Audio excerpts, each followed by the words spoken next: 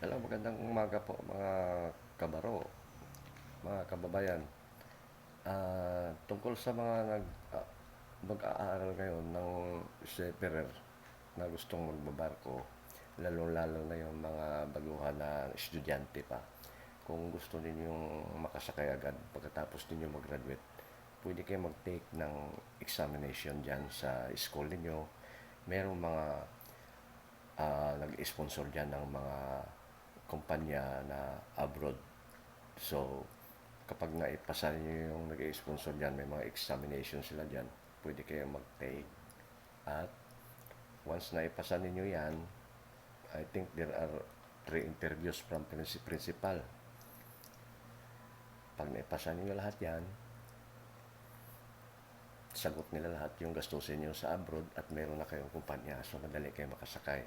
Yun ang mga estudyante na mga bumabagsak na nag-take ng exam sa mga eskwelahan sa seafarer dito sa buong Pilipinas, kung saan kayong school meron nag-sponsor din.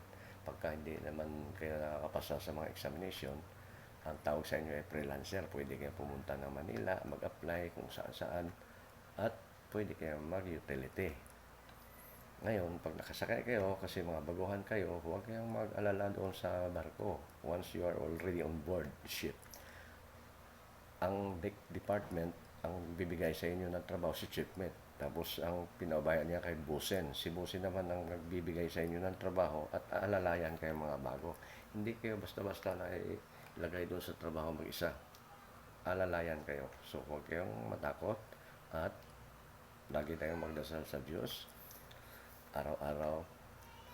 Ito namang sa mga taga-makina, ang nagbibigay naman ng trabaho doon, yung civil engineer. So, medyo itong mga marine engineering, mga estudyante pa ngayon, ang ganda ng uniforme natin kasi puti. Huwag kayong mag-alala, pagdating sa barko, medyo maraming trabaho sa makina. May time na makaligo tayo ng langis. So, at least alam na ninyo. So, sa barko, nandoon lahat ang ligaya, lungkot, masaya. Kung makasakay kayo ng running vessel, every Saturday, meron namang barbecue party. Depende ni kapitan, pagka mabait yung kapitan. Sa mga offshore vessels naman, depende rin yan kay kapitan.